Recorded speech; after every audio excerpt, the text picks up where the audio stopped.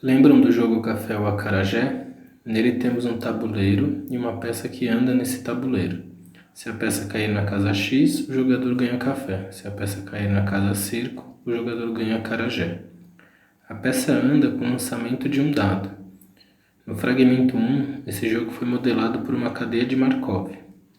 Essencialmente, numa cadeia de Markov consideramos estados, em nosso caso representa a casa ocupada pela peça no tabuleiro, damos nome a cada um dos estados, definimos probabilidade de transições entre estados, por exemplo, se considerarmos um dado especial com 3 faces com valor 1, 2 faces com valor 2 e uma face com valor 3, se o jogo se encontra no estado C, a probabilidade de transitar para o estado D é meio, para o estado E é 1/3 e para o estado F é 1/6. No último fragmento, ficamos interessados na seguinte pergunta: qual é a probabilidade do jogador ganhar acarajé? O primeiro passo que devemos dar é como descrever formalmente essa probabilidade. Estamos interessados no evento alfa, que representa ganhar acarajé. Ganhar acarajé significa que em algum momento o estado da cadeia de Markov é o estado D. Formalmente, consideramos os eventos que no tempo t o estado do processo é D. O evento ganhar acarajé é a união dos eventos que no tempo t o estado do processo é D para todo o tempo t de 0 até infinito. Então, a probabilidade que queremos calcular é a probabilidade do evento alfa. Como ao chegar em D, o acarajé é ganho e o jogo acaba, pode-se dizer que os eventos de em algum tempo t o estado do processo ser D são disjuntos, pois se o acarajé for ganho em uma execução do jogo, ele será ganho apenas uma vez e em um determinado tempo. Como os eventos são disjuntos, podemos utilizar a propriedade de que a probabilidade da união de eventos disjuntos é a soma das probabilidades de cada evento. Agora, tudo o que precisamos fazer é calcular a probabilidade de o processo se encontrar em D para cada tempo t. Para calcular as probabilidades, podemos utilizar a lei da probabilidade total, que relaciona probabilidades marginais e probabilidades condicionais. Queremos calcular a probabilidade de o processo estar em D em um determinado tempo t.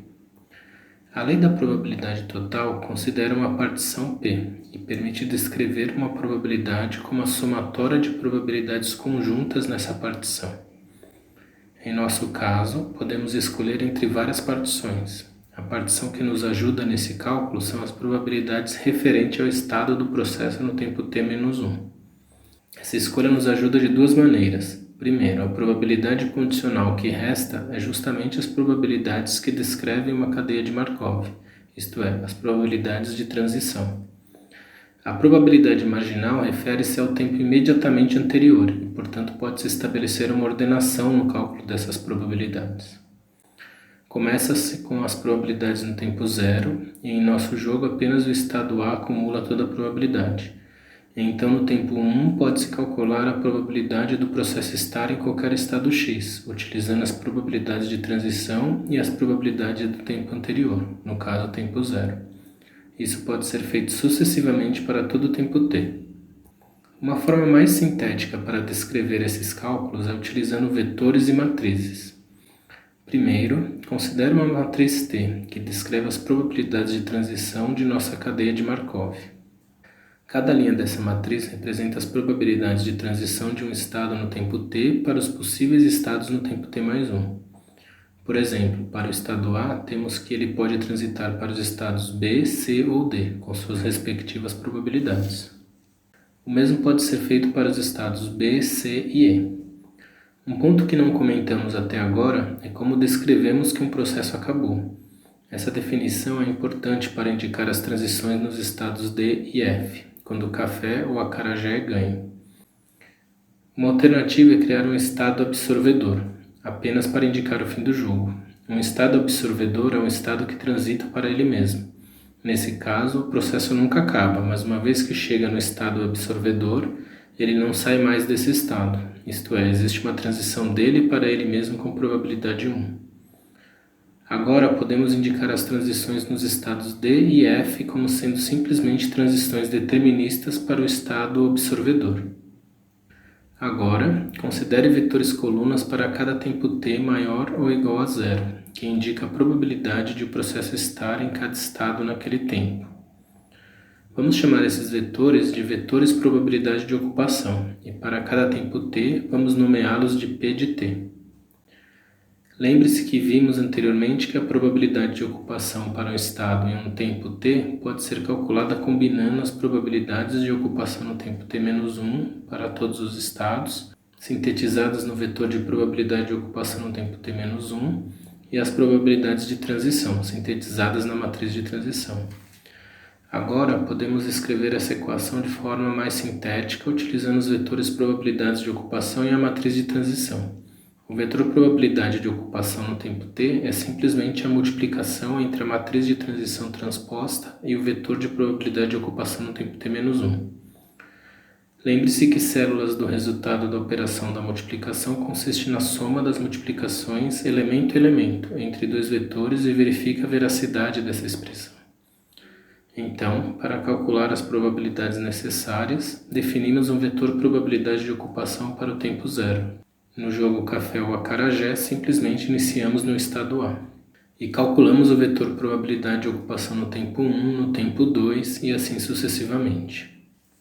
Agora, dado qualquer tempo t e qualquer estado x, é possível calcular a probabilidade de o processo se encontrar nesse estado, nesse tempo. Lembramos que nosso interesse inicial era calcular a probabilidade de ganhar acarajé, que descrevemos como soma das probabilidades de o processo estar em D para cada tempo, t. Como agora temos probabilidades, basta realizar a soma, mas temos um problema, já que a soma é para todo tempo t no limite infinito. Podemos limitar essa soma até algum número grande m e obter um limite inferior, já que as probabilidades deixadas de somar são todas positivas. Nesse nosso exemplo, é fácil também gerar um limite superior. Basta considerar no tempo m qual é a probabilidade do jogo ainda não ter acabado, isto é, o jogo estar no estado absorvedor z. A chance restante de ganhar acarajé não pode ser maior do que essa probabilidade. Finalmente, temos a seguinte equação e podemos procurar m iterativamente para garantir o erro no cálculo tão pequeno quanto desejável. Um desafio para vocês. Considere a linguagem de programação de sua preferência e escreva um código que realize o cálculo da probabilidade de ganhar acarajé. Se você fizer tudo certo, você deve obter o valor de 0,6944. No jogo café ou acarajé, qual é a diferença entre calcular a probabilidade de ganhar acarajé e a probabilidade de passar pelo estado B? Como você adaptaria a teoria aqui estudada para calcular a probabilidade de passar pelo estado B? Como você adaptaria a teoria aqui estudada para calcular a probabilidade de passar pelo estado B e D?